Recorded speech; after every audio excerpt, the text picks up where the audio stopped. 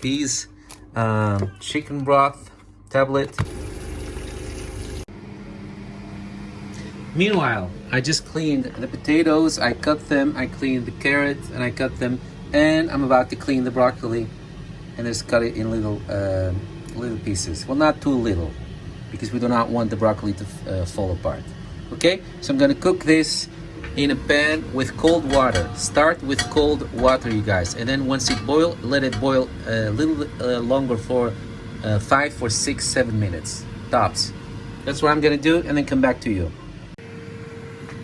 So guys, the vegetables have been boiling for 5 minutes. Again, for those of you that are still learning to cook, boiling means when the water starts to boil, then 5 minutes from that point. I'm gonna drain it, but hold on to whatever water comes out. Okay? You get the idea, guys. Alright guys, so now I'm gonna make the chicken broth. It depends on what kind of chicken broth you have. I don't know where you are, but here in Holland, usually it's 1 tablet for 1 liter. So I got 1 liter out of the vegetable water, what the vegetable boiled in. So I'm gonna add 1 of these tablets and then let it simmer. So like, it doesn't really have to simmer as long as the tablet dissolved completely. So keep stirring it every now and then. So the chicken broth is ready. See how crispy it is? Now I'm gonna take it out because I need the oil on the bottom of this basket. I need the oil to make gravy with that. Look at that. We need all of that. We need all of that to make the gravy with, so yes. So the way I do it is like this. I will end up with the broccoli and the peas, and at the same time, what I need for the gravy.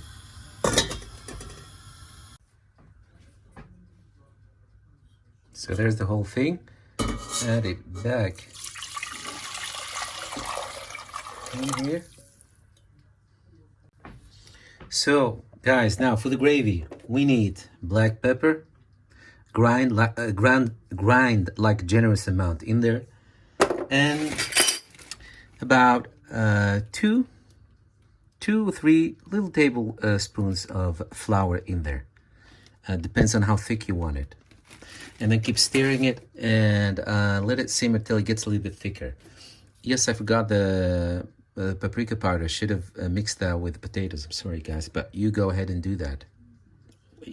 Make sure that you do that on time. So that's what I'm gonna do. So again, I'm gonna add a little bit of flour in here, about 2 tablespoons maybe, or 3. And then the grind black pepper in there. So once you've added everything in there, whisker it really good. Make sure that the flour dissolves completely.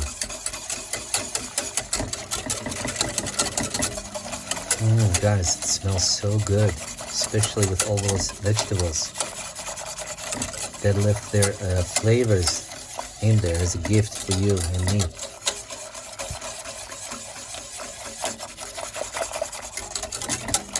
Alright, so I'm gonna keep whisking this till the whole flour, every bit of it, is dissolved, and then let it simmer till it thickens.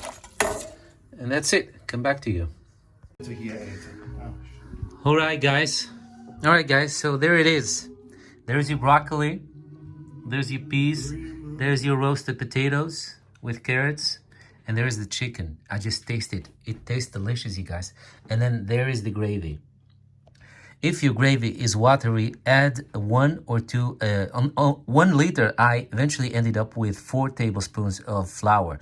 But don't make them like, don't make a little hump of flour on your tablespoon, if you know what I mean. Just keep them normal filled tablespoons with flour. Okay, and keep stirring. There it is.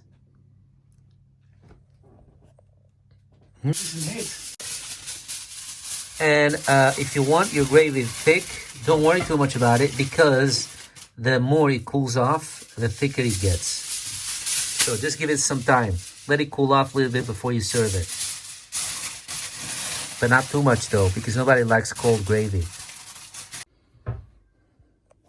Yeah, this is the next morning. These are the leftovers. This is the gravy